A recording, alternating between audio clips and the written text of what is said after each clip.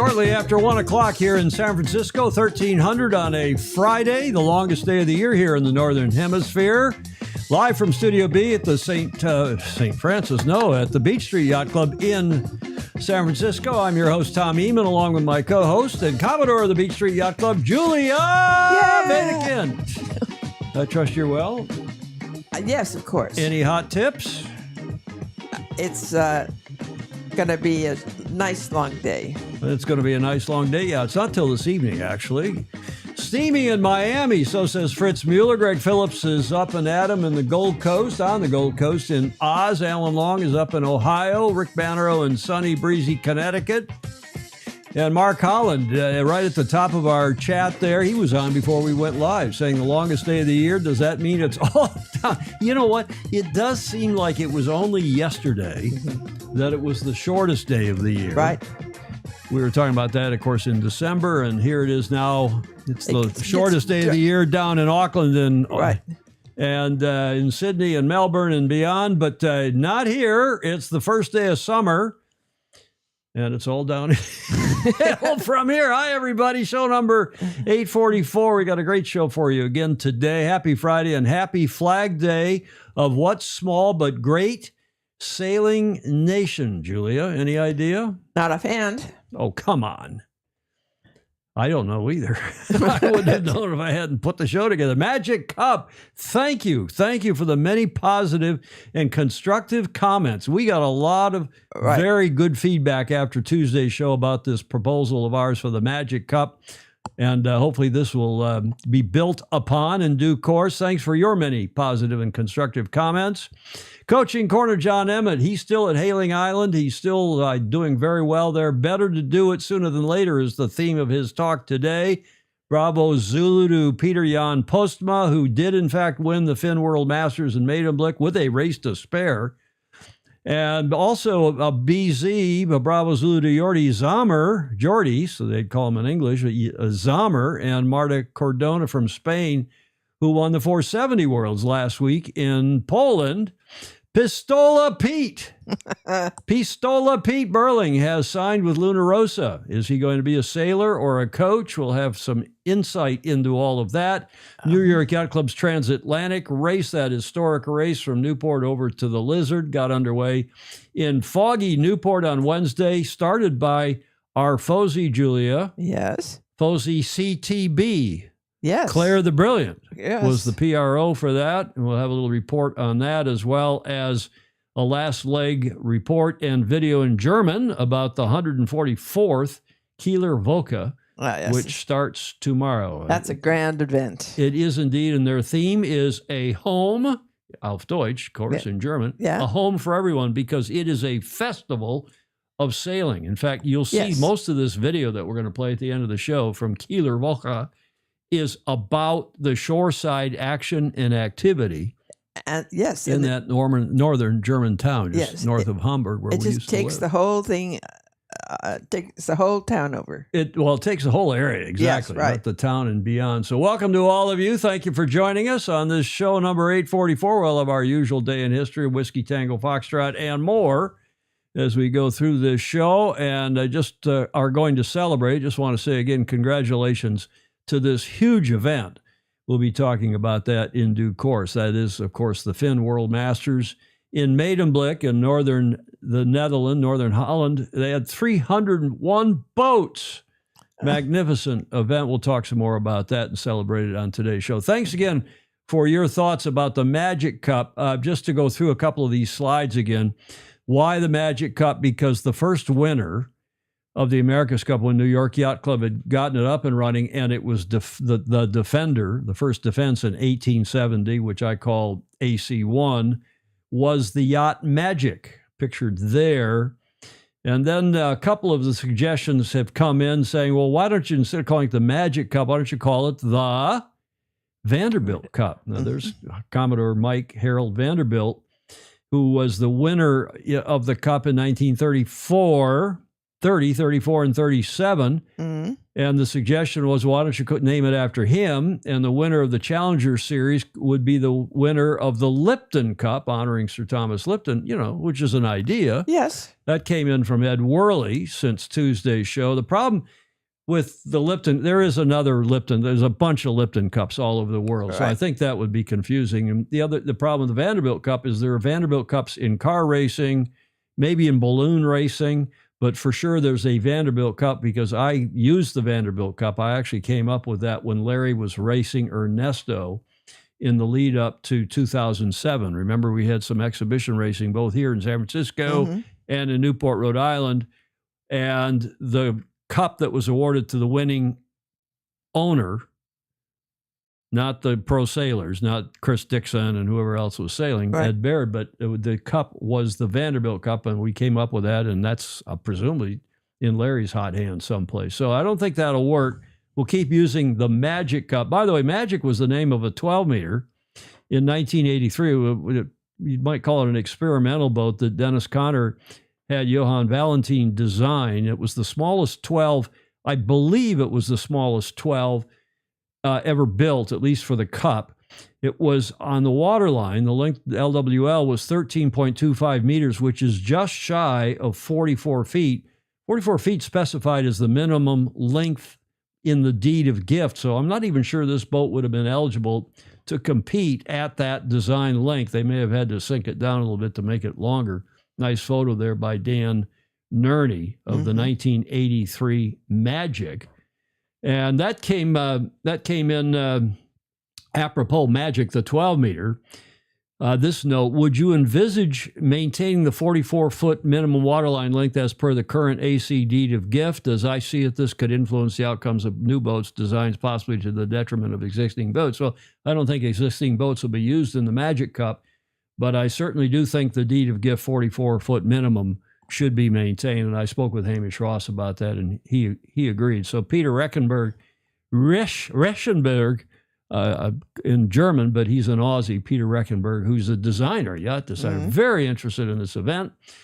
Speaking of the deed of gift, Hamish Ross called and said, we could write a deed of gift. And then he sent me a long note. And I won't go into the details of his note, but at the end he said, put it all together in a deed of gift. You and I could draft it in an afternoon. Which would be wonderful. And he's right. And Hamish I said, Hamish, why don't you go ahead and draft it, and then we'll do a little work on it and run it past a few others. And that's the plan now, is to actually draft a deed of gift. At the end of the day, the New York Yacht Club and the teams have got to go through all the minutia, the details, and make this all happen, make it work, if in fact they're so inclined, and I hope they are.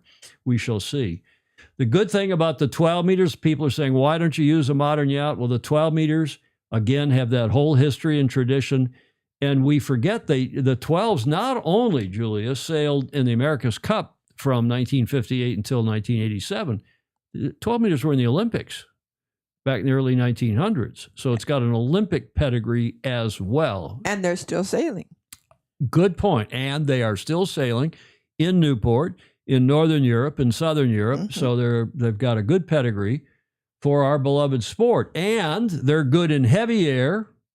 You see this shot from the 87 Cup down in Frio. Right. And they're good in light air. This is the 7th race in Newport, 1983, as Australia 2 crossed ahead of Liberty. Some called it Liberdog. The boat was okay. It was, it was an okay boat. Yes. But Australia 2 was quick. And Newport, why Newport? Well, it still has fabulous facilities, and lots of them, lots of space on Narragansett Bay in and around Newport. And we now have the sport. It's New York Yacht Club's Harbor Court, which the club bought from the Brown family, Commodore Brown himself. He was a Commodore of New York Yacht Club back in the day. And Harbor Court, of course, we didn't have until 1988.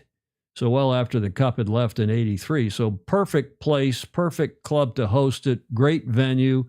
And the nationality rule, yes, you all said, unlike what we see going on in the current Cup or in Sail GP, have a strict nationality rule.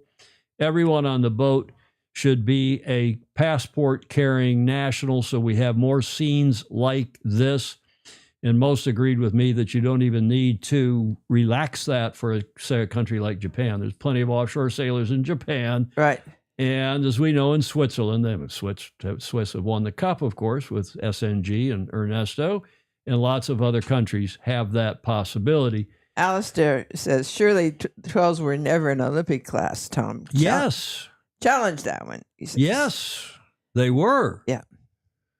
12s were in the Olympics back in the day. David James, Vanderbilt Trophy isn't just for auto racing, but also, yes, contract bridge. That guy was a Renaissance man. He was quite something else. Mm-hmm. J. Frederick Bland, you could do almost anything and improve the current. Well, we're not trying to replace the AC, James. We're just trying to augment it and do something cool for our sport. And yes, Alistair, the 12s were in the Olympics. Gordon Smith, the clock has stopped. What does that mean? They are beautiful. Lots of positive feedback. Anybody else that's got an idea for the Magic Cup, please send it along and we'll keep pushing that rope up the hill. Yes. That pasta up the hill.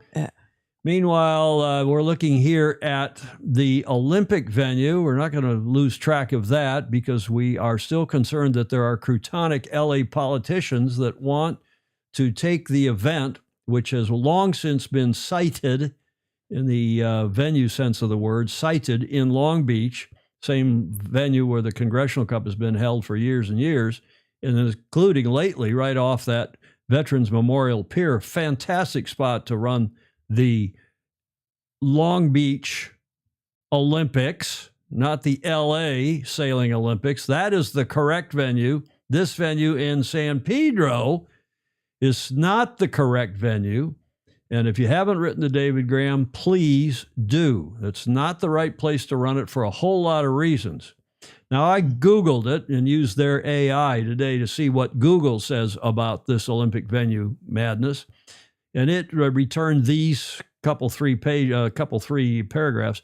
The LA 28 Olympic sailing competition is planned to be held at Belmont Shore, Long Beach, California. True. However, there has been some debate and discussion about the final venue location. LA Council member, City of Los Angeles, Council member Tim McCosker has campaigned to move the event to San Pedro, which he happens to represent, citing better wind conditions, no, and potential for increased spectator revenue, probably not. But the flip side of that is the expense side of moving this to San Pedro for security and so on and opening up yet another venue, whereas Long Beach is already cited as a venue for not only sailing but other sports. It would be a huge increase in expense. This sparked a, quote, soap opera, yes, behind the scenes with the LA 28 committee reopening the venue decision, which is where we stand today. Wow. Here's a summary of the situation. Again, according to Google's, it's their AI that gets returned when you do a search. Planned location, Belmont Shore. Potential alternative, San Pedro. This council member, McCosker. Arguments for San Pedro, better winds, no. Improved safety, no. Potential for more revenue, maybe. Maybe they can put up more stands, but they're going to have to still sail outside the breakwater. And if they're sailing outside the breakwater, you're not going to be able to watch it anyway, except on television. Yeah. Plus, you're going to have a huge additional expense. Arguments for Long Beach, historically a successful sailing venue. As most of you will know, the Sailing Olympics were held there in 1932 and in 1984. The U.S. Olympic Sailing Program and many other countries have already established a base there in Long Beach, yes. And the fact Alamitos Bay Yacht Club is, as we speak, running an Olympic classes regatta with a whole bunch of countries there practicing, training, and preparing to sail in that event. Current status, Long Beach has been confirmed as a sailing venue by the LA 28 Organizing Committee. And again, to echo what John Sangmeister keeps reminding me, and he helped host these delegations from various organizations when they did venue checks several years ago now. Remember that. They checked Long Beach, they checked San Pedro, and these are people from World Sailing, from U.S. Sailing, Olympic sailors, and indeed from LA 28 itself. And everyone concluded unanimously that by far the best venue was Long Beach. And that's why that venue and all the planning and everything continues to go on there. One thing that nobody talks about is that where the participants will stay. And exactly. They're already set to be at the Long Beach State University with the other sports, and that's going to be a village. Right. And you got one set of security to guard that village. If they go to San Pedro, they got to go into either UCLA or USC with the other sports rather than with the Long Beach sports. There is still the possibility, I'm told, as of yesterday, of splitting the boards, meaning the kites and the windsurfers, and sail them off the beach in Long Beach and put the boats, not the boards, the boats, the dinghies up in San Pedro, which now separates the sailing teams, and it makes it more difficult for it's a long way, right? Not as the crow flies, but it's a long way by traffic wise to get from Long Beach into that port, especially with Olympic security on, and for the team managers, for the coaches, for the weather people, the logistics just become a nightmare. Forget it. Leave it in Long Beach. So the Olympic sailors as well are already training in Long Beach. That's long since been designated the venue. Don't change it. Don't fix it because it ain't broke. Don't follow the money. If the Port of LA is saying, oh, well, we'll give the city of LA, which is broke, and the port's got $1.5 billion cash, we'll give them some money to help with this LA 28 Olympics, but we got to have something in return. Well, don't use our sport as the political pawn in that madness. Now, there is something on change.org, of which I've become aware of thanks to several of you in the FOSI community, Friends of Sailing Illustrated. There is a petition that was started on change.org on April 4th. Support the athletes, support communities, support Olympic sailing in Los Angeles. Yeah, right.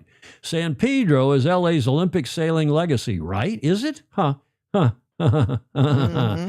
And its future in a time when Los Angeles is searching for clarity. And anyway, this Crutonic petition, which was put up by a past Commodore of the LA Yacht Club, which, by the way, LA Yacht Club is in San Pedro. Right. And some of us were wondering whether we ought to put up a petition, but this is going to have, I don't think any influence, any impact to speak of on any of this. And look at how many signatures. Since April, so all of April, May, June, they've had 488 signatures. And those of you familiar with these change.org petitions, they get thousands or tens of thousands of signatures in popular initiatives, including, look at this one from 2018, World Sailing. This was put up by Olympic sailors. Leave the 2024 Olympic classes the same as the 2020 Olympic classes. Remember when they did the wholesale change of classes? Well, a whole bunch of sailors got on the change.org and put up a petition. Look at the signatures, 6,600 signatures. Oh, yes. And look at this petition, this change.org petition. World Sailing Executive, please save our sport. A group of concerned sailors have written to us all via Seahorse magazine, and this was, about not changing the classes before even earlier. 26,000 signatures. Mm-hmm. Change.org, my you-know-what, my bippy, as they used to say back in the 70s. Remember that expression? It proves a point, though. Yeah, exactly. How much is change.org getting paid to push this? Well, I don't know, Clay Embley. That's a good question. Does LGB stand for lesbian, gay, or bored? I don't think so. That's the airport code for Long Beach, LGB, like LAX is for Los Angeles. Clark Chapin, thank you, Clark, saying 12 meters were sailed in the 08, 12, and 20 Olympics. For some reason, everybody was busy somewhere else in 1916. John Sangmeister is reminding us, don't forget the broken bridge. Yes, that bridge that gets from the mainland out to the port of L.A. is broken. They've got to do some major repairs to it. And that's going to cause a problem, too, trying to get that done as well as get people across it, as well as put a security perimeter around that venue. It's too big. It's way too much. McOsker is clearly the latest out-of-touch wingnut trying to ruin our sailing Olympics. Indeed. Okay, enough of all that. Julia, what are we celebrating today? On to some better news. Recognize that flag? No. It's Flag Day Oh, in Don't Cry For Me, Argentina. Argentina. It's Flag Day, and it's a great sailing nation, so we like to celebrate sailing nations. Yes. And this is La Fragata A-R-A Libertad, the Liberty. Mm-hmm. Their big training ship. And Flag Day in Argentina honors the country's national symbol and the man behind it, Manuel Belgrano. He created the flag during Argentina's struggle for independence there were a lot of wars in 1812, Julia. Yes. People think that the 1812 overture was about our war with the British when they burned the White House. Yeah. No. Tchaikovsky's Yes. Overture 1812 is about Napoleon going to Moscow in Russia and that war. Yeah. And of course, it wasn't about this war either. As a military leader, Belgrano raised the flag for the first time by the Paraná, I think that's it, river near Rosario, where it still holds great significance. Mm-hmm. Although Belgrano designed the flag earlier, the holiday to celebrate it started in 1938. The government decided to mark the day to recognize both the flag and Belgrano's efforts. Wasn't always on the same date each year, but in 2011, they fixed June 20th as the Flag Day, the national day in Argentina. Beautiful training ship, Blake Middleton is saying. Indeed. I know. I was just thinking that it's magnificent. There's some funny stingray up in Seattle, a.k.a. Dogzilla Monster. And what year did Captain Cook discover San Pedro? Mm-hmm. Julia. What? Some more about Argentina. They are a great sailing nation, and not only in the Optimist class and a lot of other classes, but also Matthias Collins would know. He sails a lot down there in South America, one of our super fozy. But also they for the Olympics, they do a postage stamp about, and they've done more than one, for Olympic sailing down in Argentina. And who is their most famous sailor, Olympic sailor, probably? The early one. NACRA 17 gold medalist, 2016. What a story. Have a look. 2016 Rio Olympics. The debut of the NACRA 17 class became a story for the ages. For Argentine sailor Santiago Langer, it wasn't just another race, it was a triumph over the impossible. Santiago was competing in his 6th Olympic Games, just months after undergoing life-saving surgery to remove part of his lung following a battle with cancer. Alongside his teammate, Cecilia Carranza-Ciroli, he fought not only for Olympic gold, but to prove that the human spirit can overcome any obstacle. Entering the medal race, the Argentine team was in the gold medal position. But just as the race began, disaster struck. A penalty at the start pushed them to the back of the fleet, dropping them out of medal contention altogether. Most teams would have crumbled under the pressure, but not Santiago and Cecilia. With everything on the line, they kept their cool and fought their way back up. But then, another setback came at the top mark, another penalty, forcing them to do a penalty turn, costing them precious places. Once again, Santiago and Cecilia refused to give up. They caught up with the fleet and, in a dramatic finish, managed to climb just high enough in the standings to secure Olympic gold by a single point. Santiago Langer's victory was more than a medal. It was a story of resilience, a testament to the power of perseverance, and a reminder that even when the odds are stacked against you, keeping faith can lead to greatness. As Santiago stood on the podium, tears in his eyes, the world witnessed not just a champion, but a survivor. His victory in Rio remains one of the most inspiring moments in Olympic history. Certainly in Argentinian Olympic history. And bravo, Zulu. Nice video from the NACRA 17 class. Thank you, gang. Thanks very much for that. Lynn Agnese is saying she met her husband on La Fragata Libertad 39 years ago. It is a small world, Julia. Aha. Look at that. Yes. Speaking of Fozy, thank you very much for your support, especially those of you who join as patrons via patreon.com/join/sailing illustrated. Thank you very much for your support. It lets us have a facility like this here, Studio B at the Beach Street Yacht Club, back here on the south side of Julia's townhouse on the second level, and all this equipment without which we could not put on a proper show with 4 cameras and lots of video and decent audio. And it'd probably be a blessing to the beloved sport if we just stop it now at 844 shows, Julia. No, we're not going to do that. No, we're not. We'll do a few more. It might be 845, but not 844. It might. Julia, do you know whose birthday it is today? Speaking of Fozy. I don't recognize him. 1987, his first time with the Cup. That is Ed Worley. Oh. Back 40 years ago. How lovely. His Who first is that photo, young whippersnapper? Exactly. Ed Worley, happy birthday. I didn't ask him how old he was, but I did find out that today is his birthday. So yep. Happy birthday to you. Happy birthday to you. To Ed Worley, our Fozy from SoCal originally. He was with the Eagle Syndicate, Newport Harbor Yacht Club's America's Cup Syndicate. At Gordon Smith, that is Ed. And Alistair Murray reminding us that Lisa Darmanin, who is doing Sail GP commentary and doing a good job of it, by the way, was standing next to Lange on the podium in 2016 Rio in that catamaran class, and she won silver for Australia.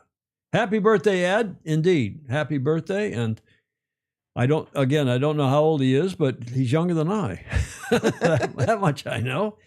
And finally, Julia, as we said, tomorrow is summer solstice. Summer. It's tonight, actually, at 10:42 p.m. Eastern time, so 1942 our time here on the West Coast. And that is the sun. It's when the sun reaches its highest point in the sky somewhere in the world. Celebrate the longest day of the year. Soak in the light, at least here in the northern hemisphere. Mm-hmm. And the good news for those of you in the southern hemisphere, of course, it's that it's your shortest day of the year, and now the days start getting longer. Yes. Yeah, Tom Fishbeck, I was trying to be polite. I called it Eagle, the 12-meter Eagle, not the Beagle. It was a bit of a slow boat. By the way, it was, speaking of magic, it was designed, they had magic, the short 12-meter, they bought that boat as a trial horse. Oh, they did? Yeah, and they may have designed their boat Beagle a little too small, too, as a result of having magic, US 38.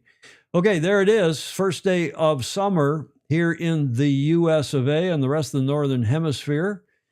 And it's all downhill from here, Julia. Yes, I know. Oh, it gets darker and darker and darker earlier. Oh, come on, not for months. Enjoy it. Ted Ryman sent that. Thank you, Ted. Thank you very much for sending that one along. We appreciate it very much, as we also appreciate John Emmett. Yes. In his coaching corner, his regular submission, his regular contribution to our show, Super Fozy John Emmett from the UK. And here is his video from today. Hi, Tom, Julia, and all the Fozy. Welcome to Hayling Island. I think people are probably wondering where I was shooting last time. And the theme of today's John Emmett's Coach's Corner is better to do things sooner rather than later, because you don't know what's going to happen later. And there's always the chance that you thought you had plenty of opportunity to do something and suddenly you don't. So my cunning plan, because there's a little bit of focus on the Masters Europeans at Hayling Island, which so far has been a wonderful event, and thanks very much to Magnus the Magnificent for his write-up in the Rule 69 blog. I was going to do something on the Friday and show all the sailors all together at the prize giving last minute, the big party. In fact, we're going to finish with tea and cake, which is incredibly British. But then I spoke to Tom, and he was thinking, maybe to give it a miss. And I'm thinking, well, I definitely don't want to do that. And that's the problem, doing things at the last minute. There's always the possibility of issues coming up. And actually, Hayling Island, it's a wonderful place to sail. Some of the Dutch were teasing me. They didn't know the British weather could be so good. But it's not the best place for phone signal or Wi-Fi, etc., etc. So, yeah, better to do it sooner rather than later. And with that in mind, please remember to like, share, comment, and subscribe if you're on YouTube. Make sure you get the notification bell. What is it that you've been putting off that you really should do? And go and do that right now. Remember, keep sailing fast, safe, and having fun.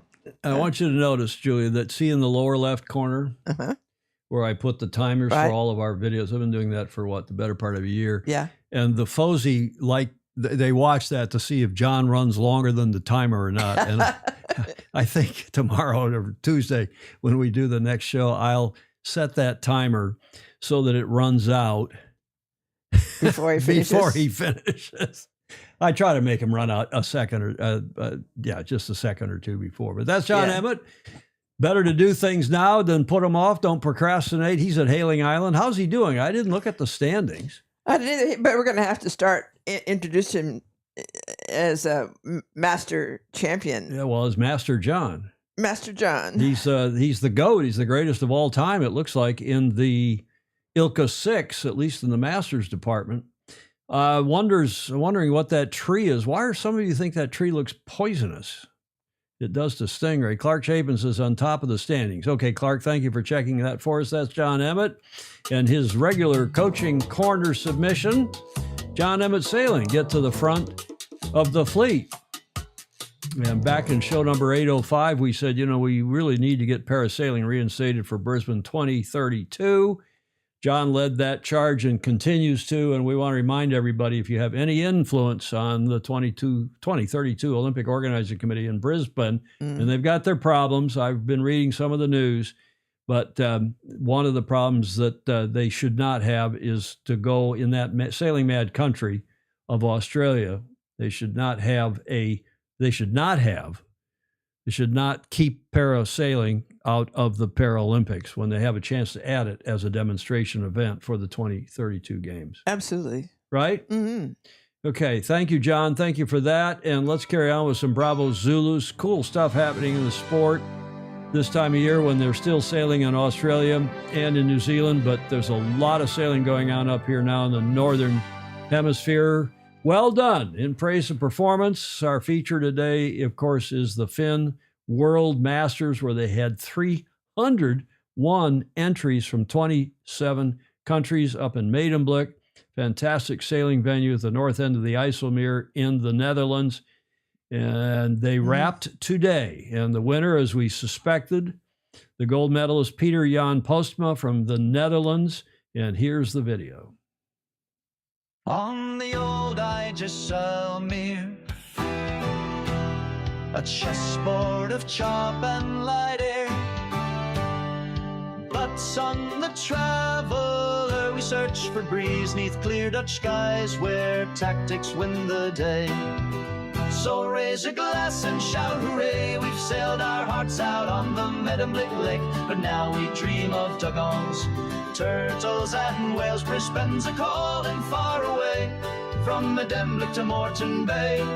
Shorts and t-shirts sailing, a feed of prawns at the end of the day. We fought for room, we called the shifts. Now sails are down, boats are packed, the bar is full and so's the night. So raise a glass and shout hooray to the southern son of Moreton Bay. A master's race is never done, from Markermere to Aussie Calais. Brisbane bound, hip hip hooray, and a feed of prawns at the end of the day.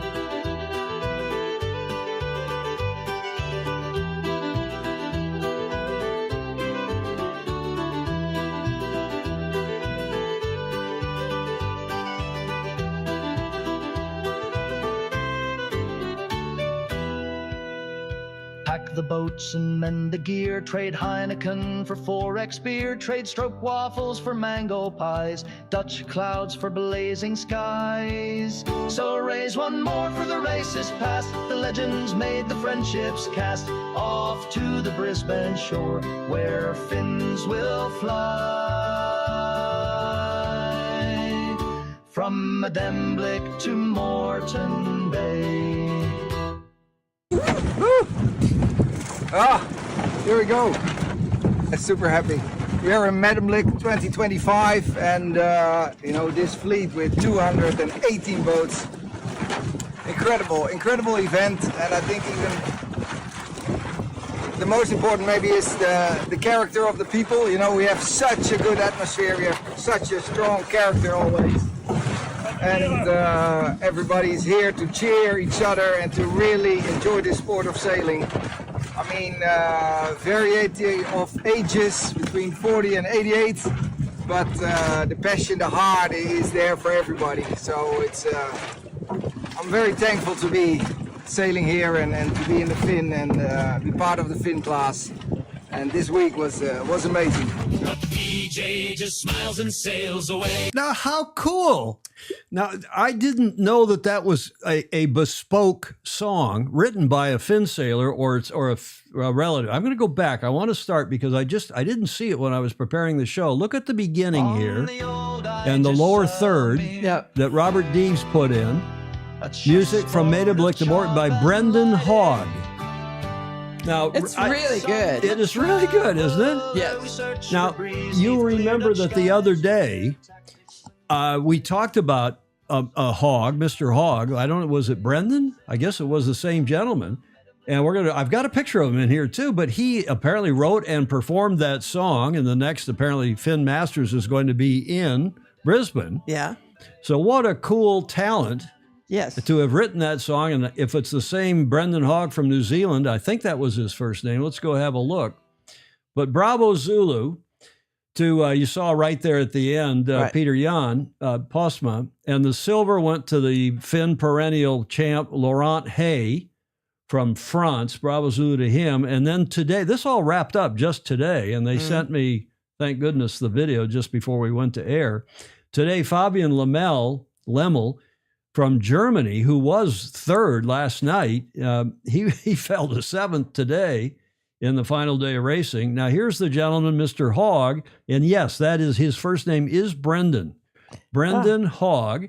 Now, he fell from 44th to 77th in the last little bit, but he had a great day a couple days ago. But what a talent, Julia. Oh, yes. Huh? Yes. What a talent to write and apparently perform that song. It's a Beach Boys song. Huh, fabulous stuff. Oh, J. Frederick Bland says it needs more cowbell.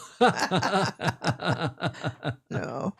Well, I guess it's the song, Alan Long, and they are great lyrics. And I like songs where you can hear the lyrics. Yes. Above above the music. So and they're off their way to Brisbane.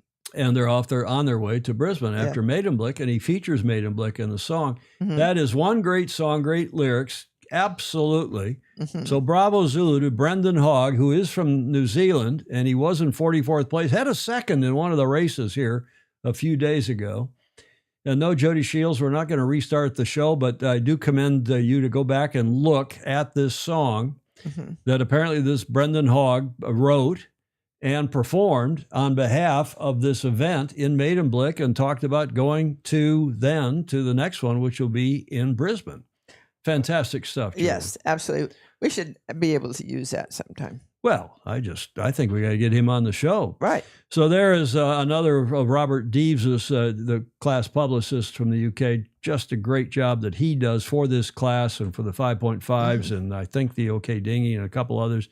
With the winners, Pieter-Jan Postma, Laurent Hay, and a gentleman, Taras Havrish from Ukraine. I don't know where he's sailing these days, but apparently Ukrainian. And on down through the top 10, including Nick Craig, who's another perennial champ from Great Britain. Bravo Zulu to all. Fantastic stuff, Julia. Mm-hmm. Nice feature. Now you know why I featured this class, this event for today's show when there's so much else going on. And as Blake Middleton said, 300 boats from all these countries, 29 countries. Why aren't they in the Olympics? They haven't been invited. They got kicked out. Yeah. Unbelievable. Okay. And, I just talking about music for a minute. We had a copyright strike in our show, the show with Chip Merlin a couple weeks ago now. Was it last week, 2 weeks ago? Yeah. We had a copyright strike because you remember the song we used, remember the video I used about Melbourne and the Felons Brewery, and it was a beautiful introduction to not to Melbourne, to Brisbane rather. And I said, it's time to start thinking about Brisbane being the venue for 2032. Let's do a little look into it and so on. Right. Well, that video used a song, a musical backing that was written by a Brit, and at least by his company. Yeah. And we got a copyright strike. So I wrote to, and I have to check the videos to be sure that we're not doing something that I recognize as being mainstream music. I thought that, come on, Brisbane is not going to use a song that's not copyrighted or that is not copyright free.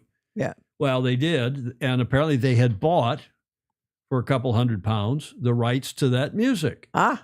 And I didn't know it. So I got the copyright strike. I wrote to the guy. YouTube sends you a note and says, hey, you got this problem.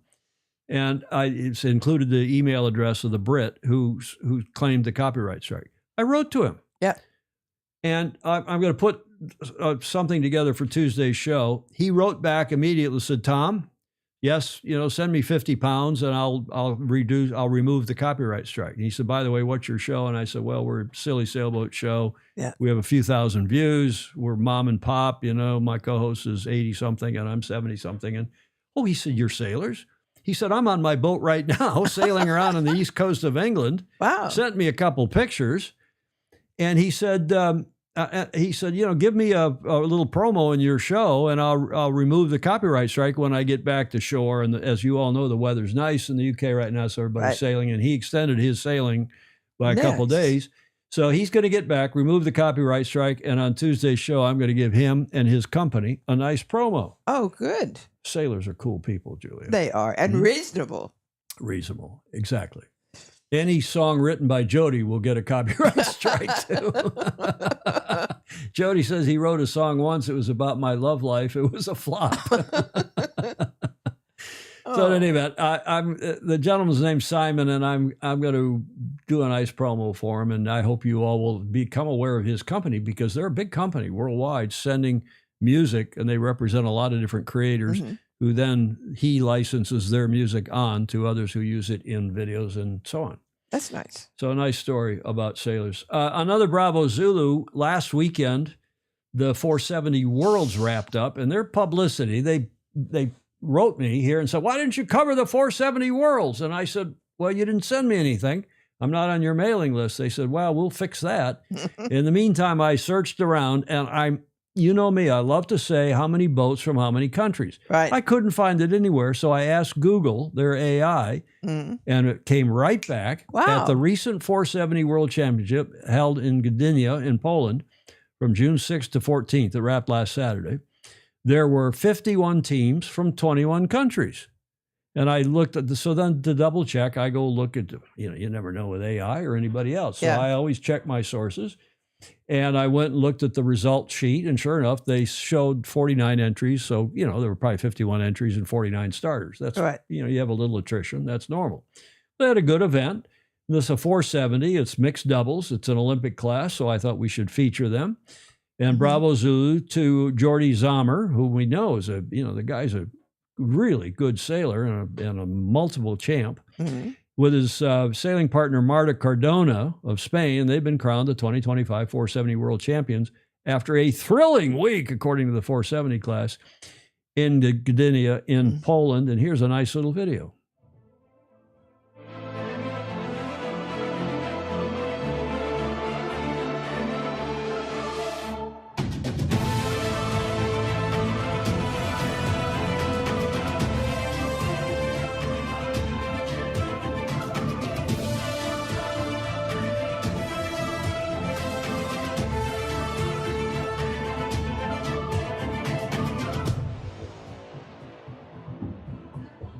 It's been a great event, and obviously today, medal race, who wins with the Germans, and also 1 point from the British. It was a very close finish to this World Championship.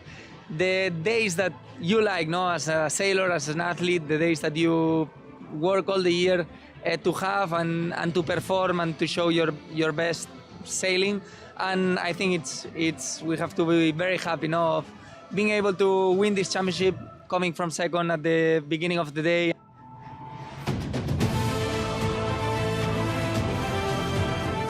Yeah, I think the most difficult was to do a good medal race. We are very tight, so yeah, we are focused.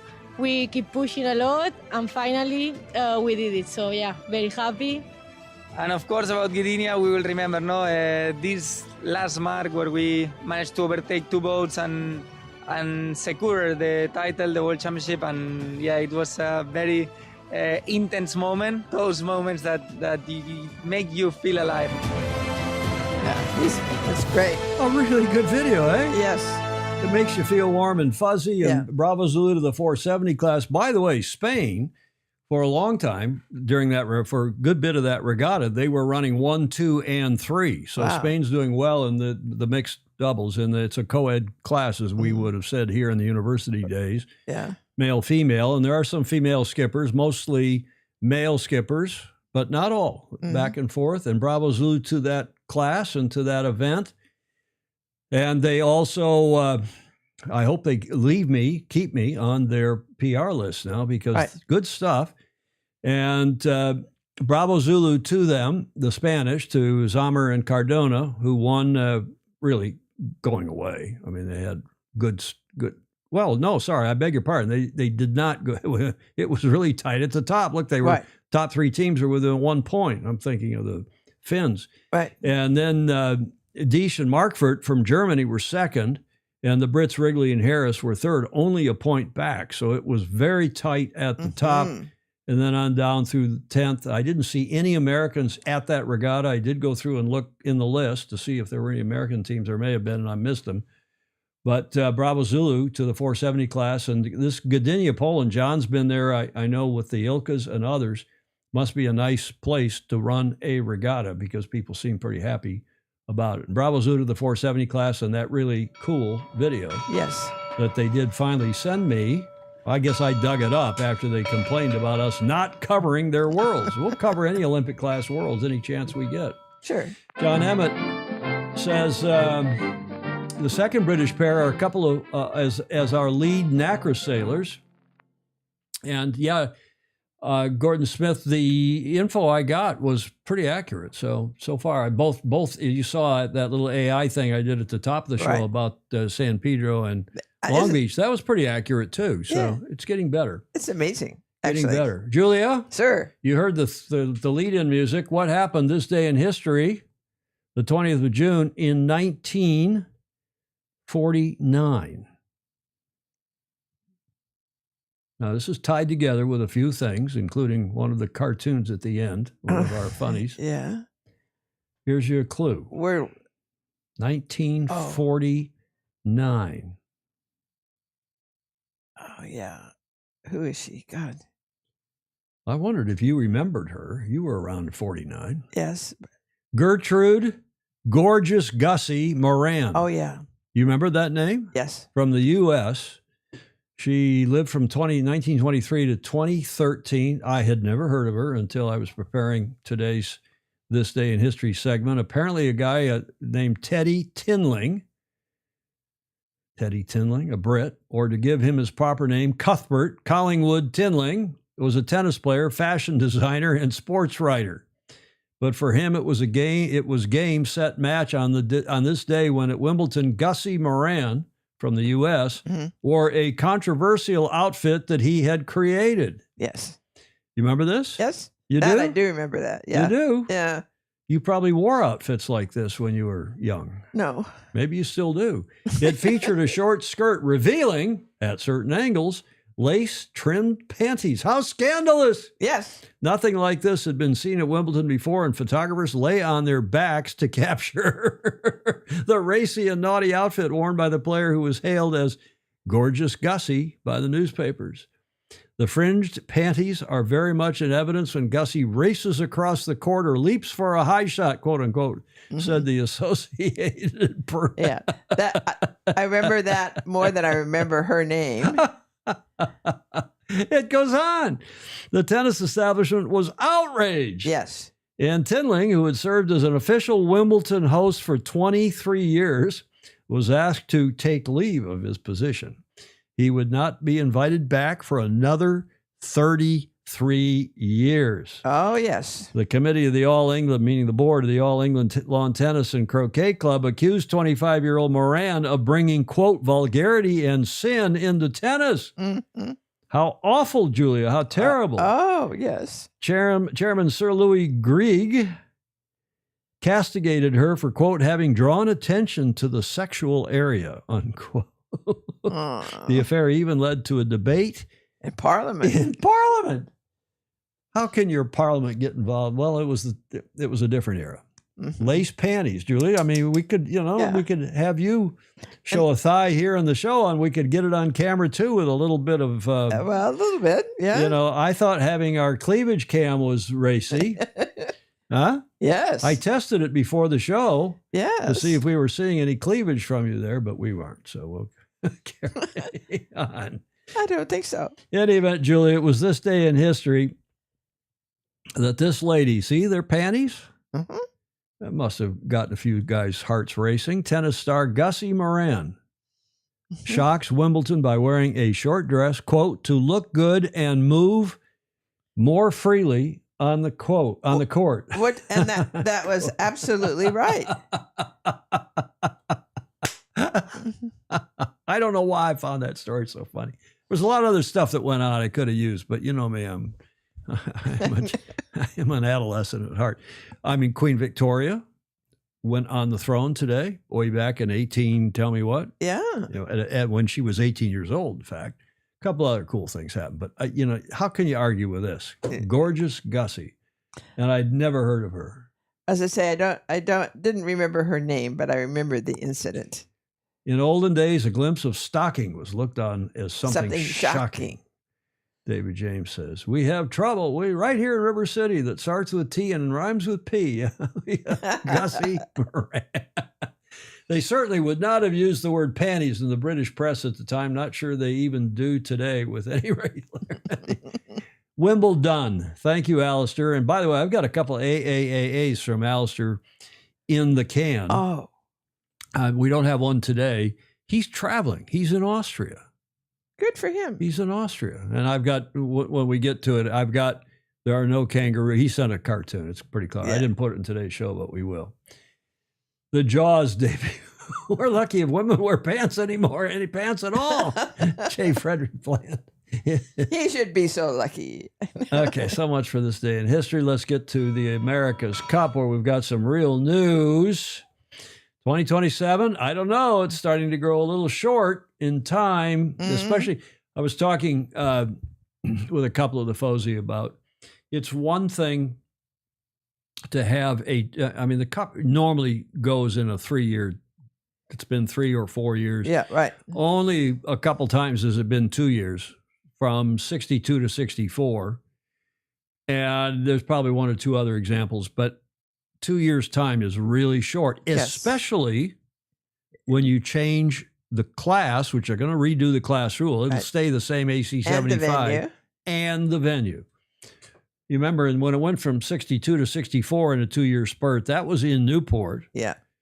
And the same class, the same venue, and you didn't have to redesign the boats for different wind and sea conditions in Naples. Right. This is a really short time frame. There's a lot of Crutonicism in this lead up. Or you could take it on Elon Musk's point of view. Just anything could be speeded up. Well, it can be, especially after his rocket blew up yesterday. He said, "Oh, that was just a scratch." He said, we learned a lot from that. And then he had some other big introduction today, something about a chip in the brain, right? One of these neural chips. In any event, how do we digress? Sorry. Alistair is indeed, or he was this morning in Austria, not Australia, in Austria, but now he's in Prague. Ooh, Prague. Mm-hmm. We could give you some advice on where to go and maybe where not to go. Alistair in Prague. I've spent a bit of time in Prague, those 20 years we lived in Europe. But the news coming out of Auckland and resonating in the America's Cup world, especially in Italia, is that Peter Burling has in fact signed with Luna Rossa Prada Pirelli. And Peter put on his Facebook page today in New Zealand, excited to be joining Luna Rossa for the 38th America's Cup. Yesterday in New Zealand, today here in the States. I've always loved racing against Luna Rossa Challenge, and now to join this iconic team is a real honor. Yes. This is an amazing opportunity to keep pushing myself at the highest level of the sport while continuing to lead the Sail GP team, Black Foils, the Kiwi Sail GP team, and support the work we're doing with It's Live Ocean. That's the what you call it, for their charity, for their Sail GP charity at home. So he went on, and that's the big news. And as I said, his echoes resonated around the sailing world and particularly the America's Cup world. This from Live, Sail, Die, and they put the picture of Pete up and just said, "Ciao, Pete." And then Sue Ellen Hurling wrote some nice stuff. She said, "And just like that, New Zealand loses another hero, but this time it feels different. Pete will always be connected to the land of the long white cloud. He still has Live Ocean, and with co-CEO Blair Tuke, and he is the helm of the Black Foils, the Kiwi Sail GP team. So even though we won't be seeing him in the traditional America's Cup colors, we still get to hold on to him." I mean, this is heartfelt stuff from Sue Ellen. Yes. This, quote, "This next chapter allows me to keep pushing my performance at the top of the sport while continuing my leadership role with Black Foils," the aforementioned, she's just repeating the quote I read a minute ago, "and supporting the important work of Live Ocean." That's from Sue Ellen Hurling, who is the principal of Live, Sail, Die, the superb Kiwi website. And Pete's got to do, she says, what Pete's got to do in his life, his family, his career. Quote, "Throughout my career, I've always loved racing against Luna Rossa." And now, okay, she's repeating that quote. What role will Pete play? Luna Rossa CEO Max Serena said that Burling's exact role is not yet defined. I wonder why, but he will tell you why in a moment. But he will be part of the sailing team. Pete and his family will now immerse their lives into the Italian culture, but New Zealand will always be home. To wit, there's Pete. After he had announced that he was leaving, or they announced, he co-announced with Grant Dalton that he was leaving, he still showed up to the Optimus National Championships this year. Greta Hutton, Charlotte Handley, and Peter Burling, and Sophia Wells at the 2025 Toyota Optimus National Championships prize giving. And apparently he showed up at a moment's notice to support the kids. He will continue to be the hero for Kiwi sailing kids, Sue Ellen writes. At the recent Toyota Optimus National Championships, the kids racing in the event put a call out to Pete via the Live, Sail, Die, Instagram page, and he answered that call and turned up to surprise the young sailors and everyone at the prize giving. Bravo, Zulu.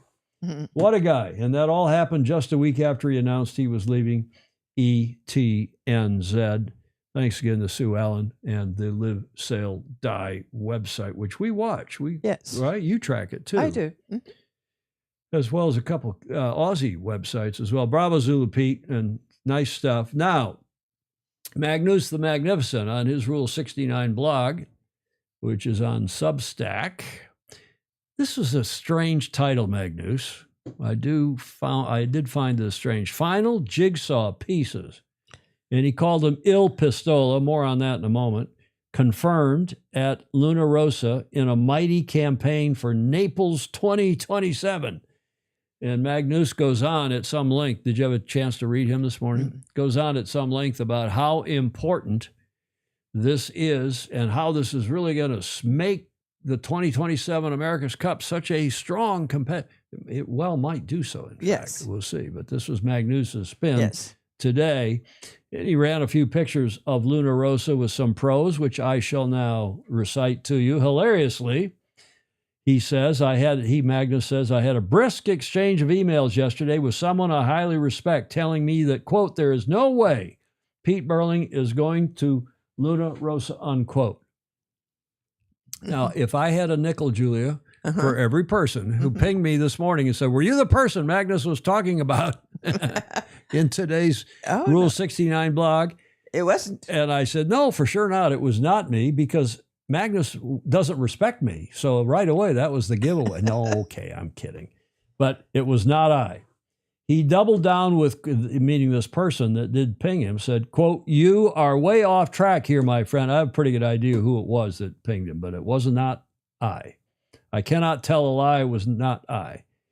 So it was rather funny to open my inbox this morning and see Pistola Pete, as that is what he surely shall forever be known, although Richard Gladwell sent me a piece, and he's calling him Berlingi.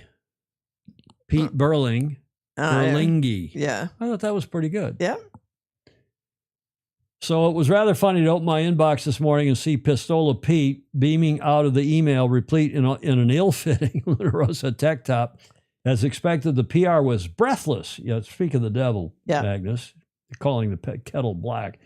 The PR was breathless and good on Luna Rossa for celebrating what is a major coup against some pretty fierce, I don't think there was pretty fierce opposition, that was seeking Il Pistola's signature.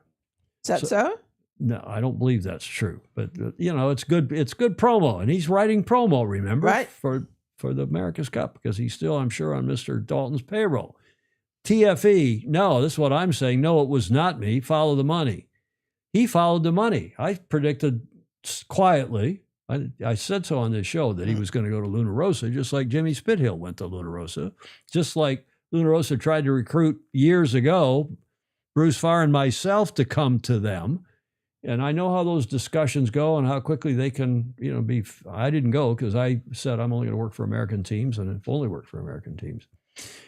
By the way, Magnus the Magnificent, if you're watching, and I checked, Pistola is feminina, not masculino. It's la, not il. It's la pistola. And I don't think Pete would appreciate being called La Pistola, but maybe he will. But he's a good-natured guy. So there was more from Magnus the Magnificent. He said, personally, Magnus, was initially surprised when Luna Rossa emerged as the suitor. I always had Pete down as going to the land of cheese and horns, meaning Alinghi, but in hindsight, it makes sense. Max Serena was ebullient, saying, Peter has been a longtime rival, and over the years, we've come to deeply respect both his exceptional sailing talent and his sportsmanship on the race course. Gotta be. Even though his exact role has yet to be, Max Serena, of course, is the sailing director he's the head of that team of Luna Rossa Prada Pirelli. Even though his exact role has yet to be defined, he will certainly be part of the sailing team, reinforcing Luna Rossa's core leadership group and contributing to key areas of our development program. Peter brings tremendous sporting, technical, and personal value. We are confident his presence will give the team a significant boost, bringing renewed energy, expertise, and determination as we look ahead to the challenge before us, was Max Serena's full quote, and I saw that in there. Yeah, that's undoubtedly true. That I think it is probably true, although, it's also going to upset some of the culture. We shall see. But Luna Rossa has been very, very closed. Very Italian-centric. Yeah. And they speak Italian on the boat. Jimmy had to learn Italian. Mm-hmm. And, Jimmy's a smart boy. Yep. Now, Magnus went on to say, interesting, the Italians will definitely want Pistola on the boats, but I wonder whether there are going to be any last-minute protocol adjustments that allow him to actually sail in the Cup itself, because we broke the news here when we were leaked that draft protocol, which has not changed. At least this clause has not yet changed. Yeah. Probably won't, I'm told. Remember, we said that there is I called it the Burling rule, which prevents a sailor who sailed an AC-37 with another team from jumping to a different team for AC-38, even if they have a passport of that country, even if they're otherwise fit the nationality rule. So Burling can't, under the current draft protocol, cannot sail with the Italians. He can coach. Now, Magnus goes on to say, I really don't like the thought of that, of the world's best sailors having to sit on the sidelines. It cheapens the event somewhat, but I wouldn't want to see a return of 2003 and entire teams being poached. He's talking now about Russell and his tight five going from New Zealand to Alinghi, being poached by ambitious billionaires. I wonder who he's talking about. Maybe he's talking about you, Julia. Yeah. With open checkbooks either, meaning he doesn't want to see Ernesto poaching people. Magnus is trying to have it both ways. I don't want him sitting on the sidelines, but by the same token, I don't want Ernesto to be able to get a hold of Pete. I mean, excuse me, Magnus, you're talking out of both sides of your mouth here, aren't you? I don't really care, and except that everybody ought to agree. Equally, that cheapens the event. A happy medium is surely not beyond the wit and legal minds of the protocol creators. Well, they're not doing very well so far. Russell Green and Co. Pete in the cup is good for the cup. Great story for us scribes, too, sitting in a hot sim, meaning simulator, in Naples, teaching the kids, meaning the young gang at Luna Rossa Prata Pirelli, how to sail does nobody any good, really, when you think about it. Now, there's another problem, and this will be interesting because Ernesto's not poor. Yeah. And I suspect there are some others that are not poor, including the Luna Rossa Prata Pirelli team as a whole, including their backer, their principal, and he's not well health-wise, but still, Patrizio Bertelli is not poor. There are rules in this country and in the EU about denying people the right to work. Oh, that's correct. They're called right to work laws. Right. And when you write another rule that prevents somebody from earning a living, now the argument in court will be, well, we're not preventing him from earning a living. He's going to get paid a seven-figure, I guess, I'm told, a seven-figure sum, a tidy sum, to be a coach and to, will bleed his brain dry of all the information that he brings from Emirates Team New Zealand. So that will be an interesting discussion if it does go to court in the EU or otherwise. That's Magnus the Magnificent, Magnus Wheatley, writing today in his Rule 69 blog. Now, what did the New Zealand Herald have to say about all this? We cover all the bases here. The headline today, America's Cup, Peter Burling joins Luna Rossa for the 38th edition. And excerpting from the article in today's paper on the website last night, Burling is unlikely to be able to sail in the next edition of the Cup, with the protocol expected to exclude athletes who sailed in the last edition from being able to join teams from other nations. However, with two successful campaigns on the AC-75, where he has been immersed in both the design and sailing of the vessel, his knowledge could prove to be a major asset for the Italians, who will be sailing on home waters, well, not exactly, but in their home country in Naples in 2027. Quote, on a personal note, the opportunity to immerse ourselves in Italian culture is a special one for our family. I'm sure that's unquote, true. The ever diplomatic Pete Burling said for the New Zealand Herald. That's Christopher Reeve. I don't know if it's Rive or Reeve, writing in today's New Zealand Herald. So, Julia. Good for his kids. There's going to be some cultural issues. Yeah. There may be some legal issues about whether they can, with the protocol, stop him from sailing. Maybe they'll change the protocol and allow him to sail. We'll see. One never knows how these things work out. And on top of all that, I can vouch for that last sentence because our kid, Meg, got the opportunity to live in Australia, well, she didn't live in Australia. She did not live in it, but she lived in New Zealand and in Spain during those Cup years. And that was a great experience for her and all the other kids on the team. Right. And they still talk about it. They still communicate with each other. They are in touch with each other who were teammates, who were kids of teammates, right? My teammates and so on. And it is a great cultural and otherwise experience. It is. For people. Okay, what were the comments here? Clark Chapin, by the way, John won the ILCA 6 European Masters overall. Thank you, Clark. The next two were Apprentice Masters. His 18 points put him 44 points ahead of the second place master. Bravo Zulu. Indeed. Good for him. Will Pete be able to order a pizza in Napoli with pineapple on it? I'm sure that Pete is classy enough, Julia. Not to ask. Not to order pizza with pineapple. Do you like pineapple on your pizza? Well, you like Hawaii, so maybe. Well, I mean, it's not my favorite. I love pineapple, and I love fresh pineapple, but not necessarily. You got a big fresh pineapple up in your place, don't you? All ready to be. Always, yeah. Well, that's the good sign. You know, in Newport, Rhode Island, the old ship captains had pineapple as a sign of hospitality. I think also when we lived in Hamburg, Germany. Yeah. Same thing. The pineapple, when they brought it, the ship captains would bring the pineapple back from the tropical climes. Right. And then would hang it out on their porch, which meant come on over for a social, a cocktail. Yeah. We'll have some pineapple, which was a You know, it was a delicacy. It was delicacy is the wrong word. It was a real treat. Yes, indeed. Right. I believe that's a capital offense in Naples, European Union notwithstanding, to order a pizza with, boy, the Napoli, the Napoleana, Napolitan, what? Napoleana. No, not Napoleana. Neapolitan is the word I was looking for. Yeah. The Neapolitan pizza is fantastic. I can vouch for that, having spent, we did those 2 regattas in Naples leading up to the 2013 Cup. I think we were there in 11 and 12 or 12 and 13 for pre-regattas. I can't remember. Great events. A lot of people showed up. Yeah. In any event, that's the America's Cup. Now, I'm going to switch over here for a sec because just before we went to air, Richard Gladwell, who's also, it seems like all the Kiwis are in Europe.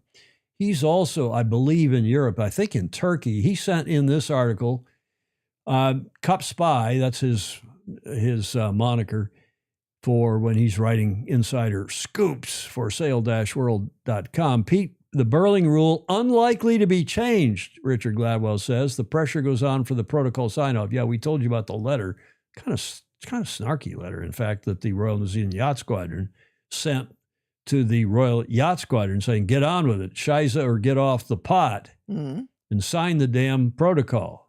I don't know if that's going to happen. Despite the shift of 3 times America's Cup winner Pete Burling from Emirates Team New Zealand to Italy's Luna Rossa, it is understood. That's Richard writing in his third person, meaning he's talked to Dalton or to Kevin Shoebridge. It is understood that it is unlikely to be any softening of the nationality rule to enable Burling to compete in the 38th America's Cup.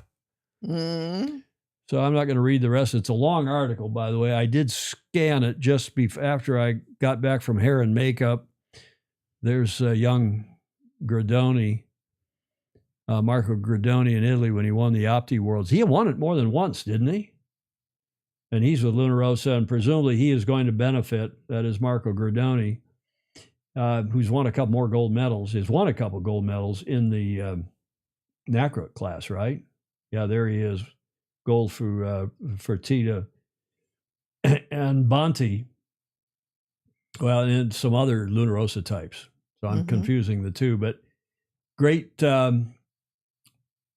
Italian sailors who are no doubt going to be helped in their LRPP careers. Then that Luna Rossa looks perfect. You like that, don't you? Yeah. Okay, so enough of all that, Julia. What's your take? Is he going to be allowed to sail or not? While the LA riots are I think it's going to be tough. It's going to be interesting. Yeah, John Emmett says that that Gradoni won it 3 times, meaning the Optimus Worlds. Yeah. And as Emmett likes to remind us also about the venue in Long Beach, he's saying, nothing is decided until it's decided. And sometimes Clark Chapin says, not even then. Yes. Apparently, if you leave a pineapple outside your caravan at a campsite, it's a calling card for swingers. Oh, well. How would you know that, Jody? Yeah.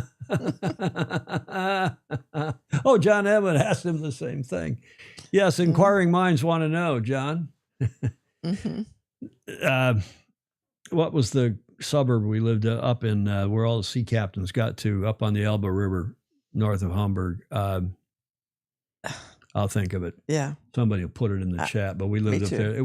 It's a universal Yes. symbol of hospitality for returning sea captains, right? Yes. Your husband, your late great husband, Conrad, did he bring pineapples home when he came back from South America?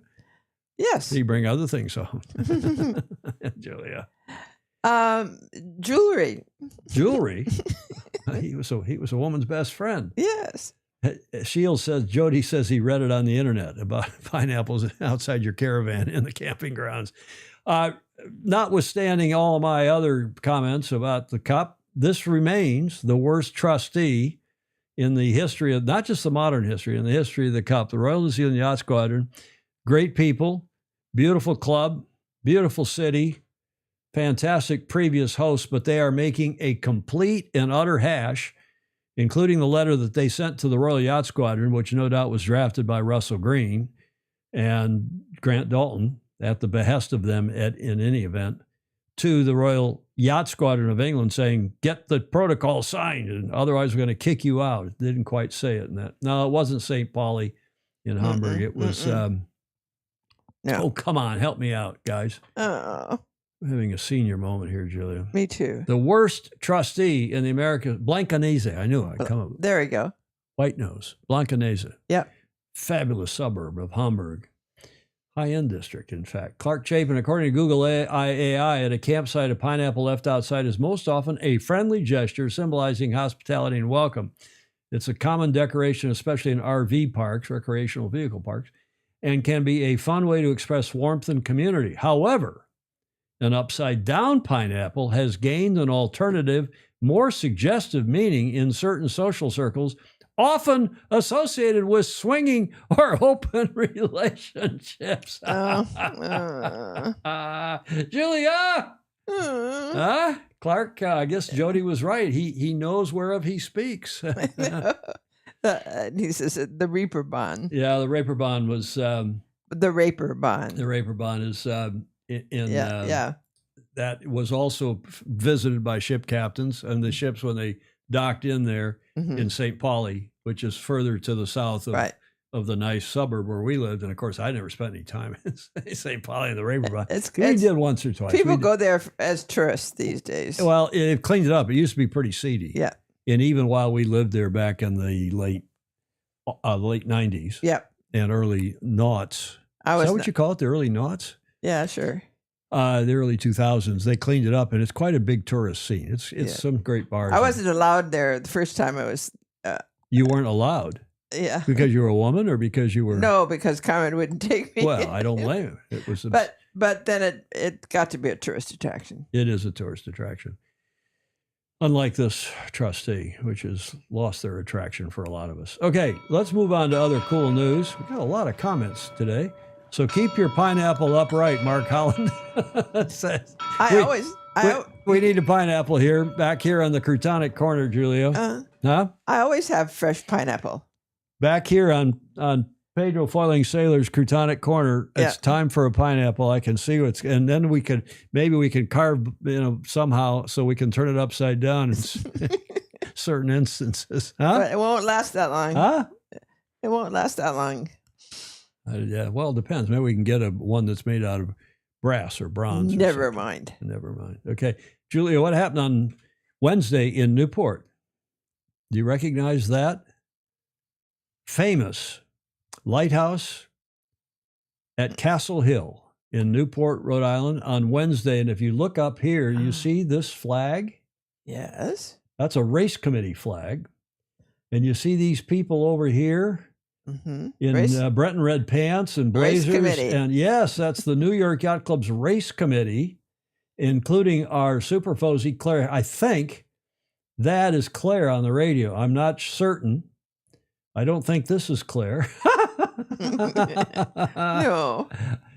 Because I don't think she'd fire the cannon. She was the PRO, the principal race officer, for the start of the Transatlantic race, which they did out in very foggy Newport, Rhode Island on Wednesday. The picture. Yeah. Did you see that? Yeah. It's a remarkably short lighthouse. Yeah, that's right out at the entrance of the East Passage of Narragansett Bay there, and that's out on Newport Neck, Castle Hill in Newport, Rhode Island, where they did start on Wednesday the Transatlantic Race 2025, organized by New York Yacht Club and the Royal Ocean Racing Club with support from the Royal Yacht Squadron and the Storm Trysail Club. The Transatlantic Race 2025 from the east coast of the U.S. to the shores of the United Kingdom, to the Lizard, stands at least, they're doing an interesting thing because the record goes from Newport to a virtual finish line off the Lizard in England's southwest corner, but the race actually continues into the Solent and finishes off the castle. But the time is taken from the virtual finish line for the sake of records. But the race continues. So that's it's one of sailing's most time-honored and demanding challenges. The west to east route tests sailors with the unpredictability of the North Atlantic, serving up everything from gales and fog to high-pressure systems and subtly shifting wind patterns. Oh, sure, So that's said the true. New York Yacht Club Stuart Struley's release. The origins of this contest trace back to the 19th century, the 1800s, when the age of steam had not yet replaced the romance and utility of sail. In 1866, the American owners of 3 yachts, the Henrietta, the Fleetwing, and the Vesta, made a now legendary wager of $30,000. Wow. Now that's not a princely sum today. It is for me, Julia. It is. $30,000 is real money. It is. But what was that worth in 1860? Tell me what, 6? At least 10 times more. Probably. Let's see if somebody can find that out for us in using Siri or otherwise. 30 grand, and they raced from New York to the Isle of Wight in the Great Ocean Race, with the winner taking the entire purse. This daring midwinter adventure, an extraordinary feat of ambition, technology, and endurance, needless to say, was won by Henrietta in an elapsed time of 13 days, 21 hours, and 55 minutes. Pretty quick time, actually. Henrietta was helmed by James Gordon Bennett Jr. He was better known as just Gordon Bennett, his dad, to distinguish himself from his dad, James Gordon Bennett, Sr., who was to become the Commodore of the New York Yacht Club in 1870. I believe he was the youngest Commodore ever, in fact. I'd have to go back and check that. But remember, 1870 was AC1. He led the club through the first edition of the America's Cup, first defense. Yeah. This was the first truly publicized transatlantic yacht race, and arguably the moment ocean racing was born. Amazing. And I like that sentiment. I like that from Stuart Struley, who's the publicist at New York Yacht Club, longtime friend. There is a picture I dug up of Henrietta. You know, you got to always embellish this stuff. You can't just go with the press releases. Right. You got to give the rest of the story. Yes, indeed. Gordon Bennett's, this is Junior's, 205-ton schooner in 1861, Henrietta. And Mark Holland is saying, now we got a conflict. Mark's saying it's 600 grand in today's money, and David James is saying it's more than 10 million in today's money. Come on, guys, get it right. What is it? Regardless, it was a fair chunk of change, Julia. Yes, indeed. Even for you, even somebody as wealthy as you. Oh, yes, my billions of dollars. Yes. Oh, I know. What a big bowsprit you have, Clark Chapin. Darling. Now there is Gordon Bennett, Commodore James Gordon Bennett Jr., who lived from 1841 to 1918, and his dad emigrated from Scotland and published the New York Herald. And a lot of this racing, and he was also big into not only yacht racing, but also into blimp balloon racing and car racing later on. Yes, we heard that. Yeah. And that was to help his newspaper and give him something to publish. And remember, they covered the America's Cup in the New York Herald, too. That was a bit of a deal. Commodore James Gordon. Now, he, interestingly, didn't get married until he was 73 years old. What do you think that means? Didn't ever have to fight with his wife. He didn't have to fight. He had some very intimate friends, according to Wikipedia, who were male. Did we have a gay boy who was Commodore of New York? Sure. At the time of AC1? Why not? 1870? Why not? One never knows. Regardless. Okay. How'd we get into that? A third calculator. Mark Holland's correcting his number and is now agreeing. What? Oh, I guess if it's invested, 600 grand if you didn't invest it in today's money. But if it was invested and compounded, I guess it gets to some other sum. Who knows? You guys sort it out, please. Yeah. The mustache almost matches the bowsprit. It really needs trimming, that mustache. Well, I mean, he had a otherwise clean-shaven face, which was pretty unusual for those days. I know, but that's an unruly mustache. Gordon Smith says we're secretly celebrating Pride Month here at Sailing Illustrated with this story. Now, here's the video put out after the start, the days leading up to and the start on Wednesday of the Transatlantic race. Welcome to the start of the 2025 Transatlantic race. Today is race day. We're off. We're leaving Newport and crossing the big pond to the UK. I'm feeling good. It's my first Transatlantic, so I'm very excited. It's kind of crept up on us, so it hasn't quite hit me yet that we're about to set sail, but I'm very excited. 11 boats on the starting line today, from Volvo 70s to multi-hulls to cruising boats. And so we're pretty excited. That's a great mix of boats to race against. Very, very foggy the morning of the start, so there's not a lot of visibility. It's going to be a light air, tight single beat out.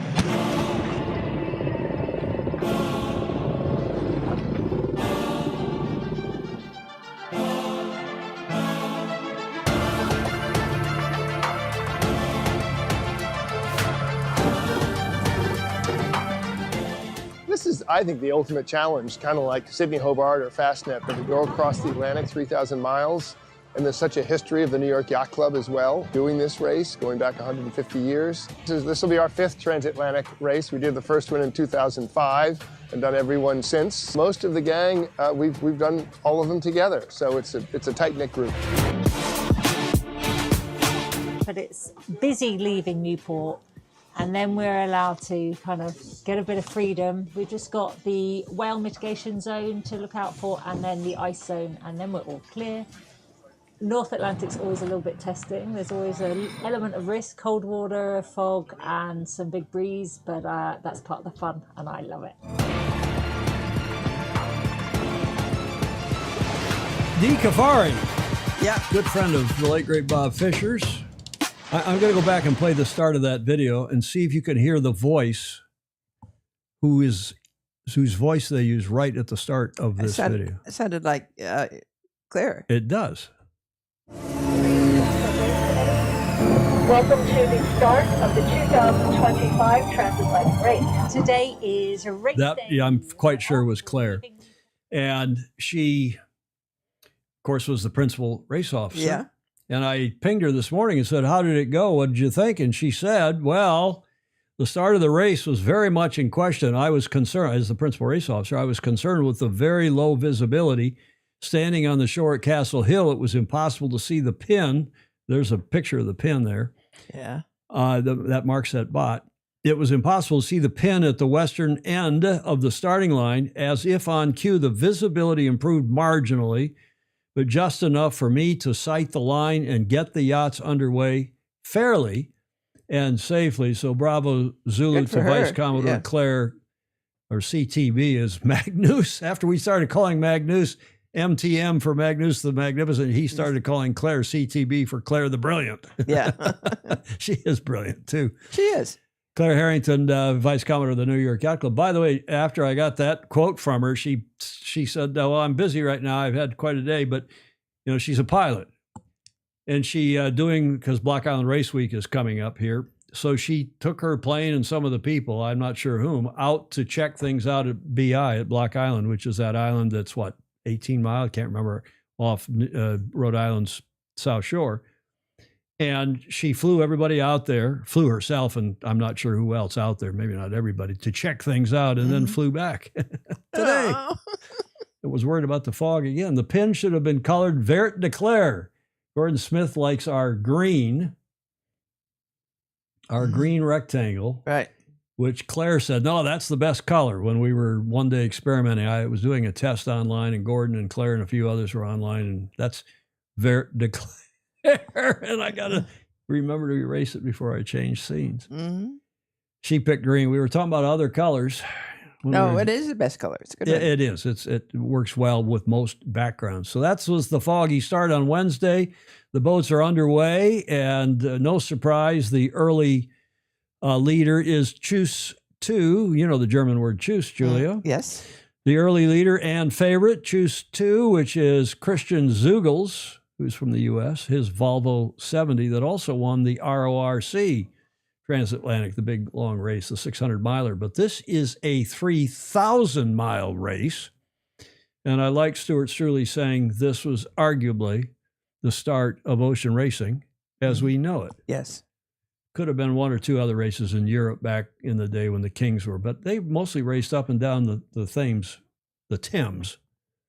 Although those days they called it the Thames River. Did they? Yeah, because then somebody in the chat will remind me, but one of the kings had a lisp and couldn't pronounce Thames. And they started calling it the Thames because that's what he said, the Thames River. Mm-hmm. He couldn't say Thames. So that's why it's called the Thames. By the way, there's another Thames River in Connecticut, southeastern Connecticut, as some of you will remind us, in that they don't pronounce it the Thames, they pronounce it Thames. I've heard that. There's a street in Newport, Rhode Island, right, called Thames Street, spelled the same way, not Thames Street. I know. So it's the Thames River in the UK. Okay. A wayward fireworks demo in Boston Harbor this weekend caused severe debris burns on dozens of sailboats in the marina. Oops, I didn't know that. Mm-hmm. Mark Holland, who lives north of Boston. But Bravo Zulu, the early leader, Tschüss, too. What's Tschüss mean in German? Tschüssi. Cheers. No. Tschüss.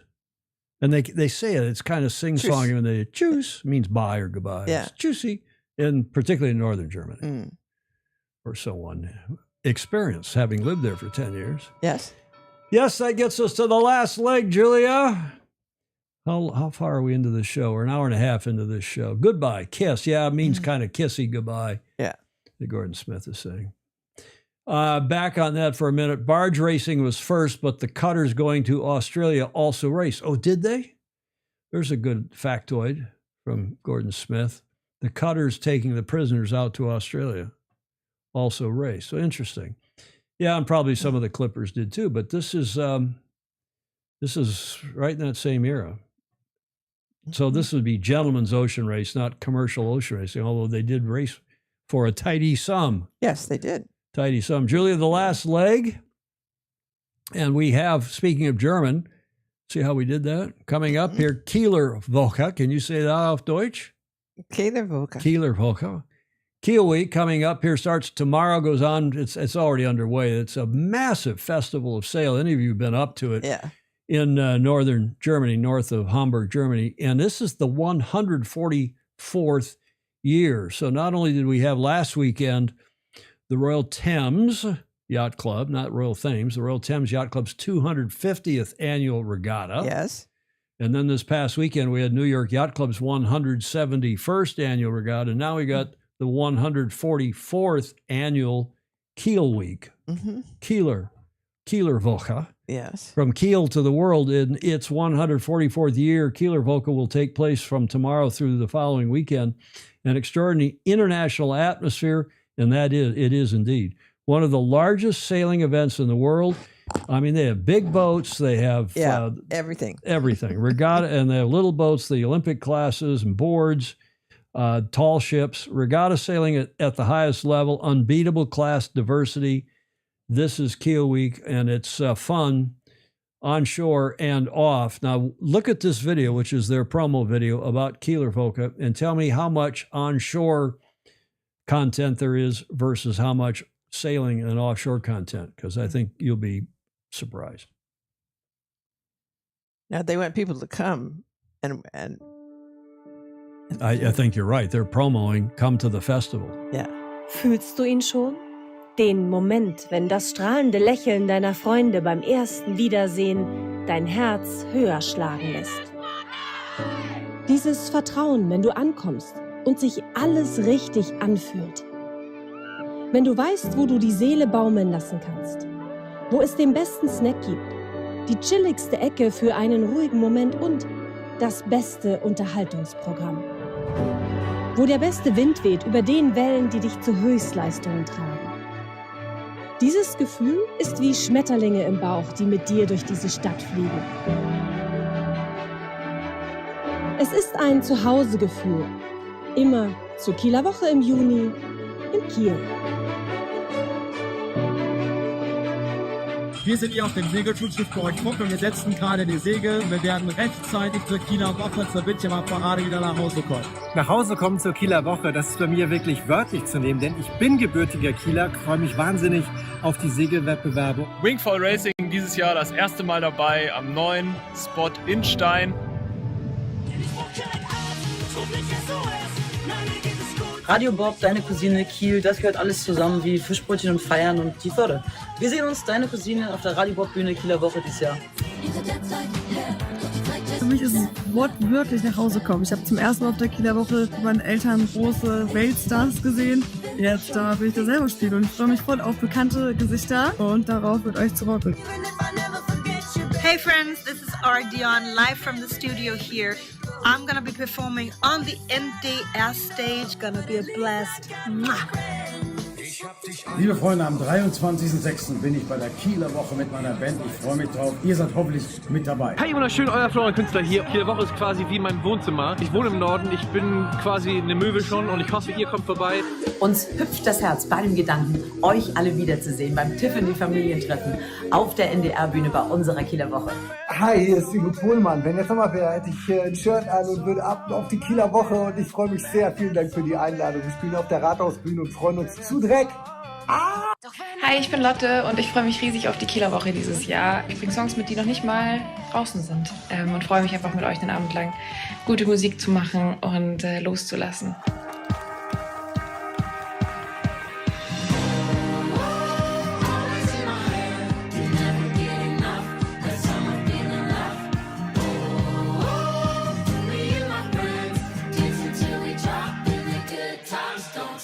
Did you understand all that? Not all of it, but most of it. A good bit of it? Yeah. Yeah, it is. A lot of those are German celebrities, too. You know, and that lady, NDR, is one of the big networks. I mean, this is senior serious fun. Yeah. Wunderbar, as Thierry de Jong said in the comments, and it really attracts attention for the wind power and the eco vibe. The young love it, Gordon Smith is saying. Mm-hmm. And Dogzilla Monster, a.k.a. Stingray up in Seattle, says, I prefer video and photos of boats racing. Oh, what a Scrooge. Come on, that was cool. Fritz Mueller's saying the Schilksee, which is just outside of where it's kind of out toward the ocean, Schilksee venue built for the 72 Olympics really put the whole event on the map, a great investment for the local community. Good point, Fritz Mueller. And John Emmett is saying, Gordon Bennett. That's an expression. Gordon Bennett is an expression, I guess, in England, in the UK, that goes, like, wow, it's a big deal. Gordon Bennett, I think. Yeah. Is that what Gordon Bennett means? John, to those of you in the UK, I'd never heard it. Have you heard that used here in this country? Gordon Bennett, like an exclamation for, no. Oh my God. Okay. What else? Other point, counter, you should be, counting up. Phil Yeomans is saying, the counter was a little off. Sometimes late in the show when I'm running out of time, I get a little croutonic with the counter. Hey, that was good. Croutonic with the counter. Alliteration, Julia. There you go. Fun show. Wish us well at Cleveland Race Week. Is that going on this week? Enjoy the weekend. Longer short days Tuesday. Thanks, Ty. Yeah, thank you, Alan Long. Got a little bit to go yet, but Frederick Land says, are they considering sailing at Kieler Woche? Who's that? Who's sailing? I didn't know what that meant. That's why James Frederick Bland. I think he was sarcastic because. Oh, are they considering sailing? I see. Instead of just having parties. Yeah. I'll tell you what, they do both, and they do it, and it's cold and it's often windy. In fact, I think I spent the coldest week of my, and remember, I'm a hockey player, grew up in Michigan, and spent a lot of time on sailing in cold weather, but also playing hockey on ponds and lakes in the middle of the winter, and in ice rinks that were freezing cold, and changing in the locker room and showering with no hot water and yada, yada. But I think the coldest week I ever spent was chairing the jury at the Star Worlds in Keel back in the 90s or 2000s. I can't remember. Man, and we were way out in the water outside Schilksee, and it was windy and it was wavy. We're out on a small jury boat getting douched over. It was cold. But there is no better place for yacht racing, and the Keeler Yacht Club is a fine place as well. There was another comment I wanted to grab here. Something about, there it is, Gordon Smith saying, clever planning the week after school breaks and the week before the Roskilde Festival, which is another big summertime festival in Deutschland. Julia? Sir. Your favorite person? Time for Whiskey Tango Foxtrot. Mm-hmm. And we got a few. Get your finger ready. All right. I may even... I'll see if I warm up the audio here. I'll get your wag. Yeah, okay. I got the WAG audio ready too. That's this orange button right here at the top. Okay, Julia, here's the first one. It's clean. Time to get the boat ready for another, I thought on the first day of summer we should run this, right? For another fun and relaxing season. That from Ed Worley, another contribution from Ed. Now they get a little racier, Julia, but we're talking about underwear in this day in history, so I thought we should run this. And then some freaking idiot invented the lady bicycle. The bicycle without the bar running between the seat and the front wheel. Who do you think that came from? Ryman. Yes, exactly right. And give them the proverbial finger wag, Julia. Or we'll be, I give them the audio, but you don't give them the finger wag? No. Oh, that's not that bad? Well. You're probably right. Now, this next one, Julia, speaking of Pride Month, that's a nice timepiece. Where did you get it? My neighbors, a lesbian couple, gave it to me. They asked me what I wanted for my birthday. It was very nice of them, but I think they misunderstood me when I said, I want to watch. Huh? That's bad. Okay, that's the first time we've had a finger wag in a long time, Julia. I know. That from Greg Phillips in Australia, who's catching right up with Ryman when it comes, I want to watch. Oh, come on, Julia. Huh? Yeah. It wasn't that bad. No, it wasn't that bad. Huh? Okay, finally, we're going to get back to sailing here. Correct posture, not the top one, but the bottom one. That's clean. Yes. From a new contributor, Ivilo Sankov. I hope I pronounced that right, from Bulgaria. Ivilo Sankov. Oh, that's from a good Bulgaria. one. Thank you. Welcome to you, sir. Yes, I think it's a sir. Appreciate that very much. And finally, an oldie but goodie that Blake Middleton sent in. We've used this a lot, but I used to use it as the outro slide. In fact, all the smartest people sail. And if that ain't the truth, especially Joe Holtzman is saying, oops. All the smartest people sail, Julia, right? Right. Okay, which gets us to the finish line. Thank goodness, an hour and 41 minutes into the show. And you like to say... I'd like to say, I used to say like, follow, or share, but... And share. Yeah, but you have to do all three because they all measured in different things. And so it's important to like, follow, and share. And it just takes 3 clicks. It doesn't even take that many for some people. Comments are welcome, even in replay. A lot of you watch this in replay. Several hundreds, thousands sometimes watch it live. And then in the ensuing days, and we appreciate very much your support, especially those of you who are patrons via Patreon. Patreon.com/join/Sailing Illustrated. Thank you very much for your support, giving us a few bucks a month to keep us on the air. Because like Magnus's blog, Julia, this is viewer-supported media. Indeed. Indeed. Thank you very much indeed. And also thank you to those who gave us audio, video, and images for today's show. It's another long list. Much appreciated. And Julia, any final thoughts before I have one final slide? I'll take the slide. Choose, Tom and Julia. Great show. Ted Ryman is saying, choosy. Yes. And the final slide, Julia, I'll put it over there on your camera 3, is the repeat of the slide we used at the very top of the show, because I do like the bookend of the show, sent in by Ted Ryman. Happy summer solstice, or happy June solstice for those of you down under. Today, the 20th of June, of course, is the longest day of the year here in the Northern Hemisphere, and that's at 10:42 tonight Eastern Time, 7:42, 1942 our time here on the West Coast. Celebrate the longest day of the year if you're in our hemisphere. Soak in the light, and for those of you, again, down under, as we said at the top of the show, it's going to get longer from here. So you... I know. Good. Thank you, Joe Holtzman. Thanks to all of you. We hope you have a great weekend wherever in the world you are. In the meantime, go sailing. And if you do, sail fast, sail safe, and have fun. Yeah. Ciao. Put your thumbs up again, Julia. That was good. Thank you. Thank you very much. See you Tuesday.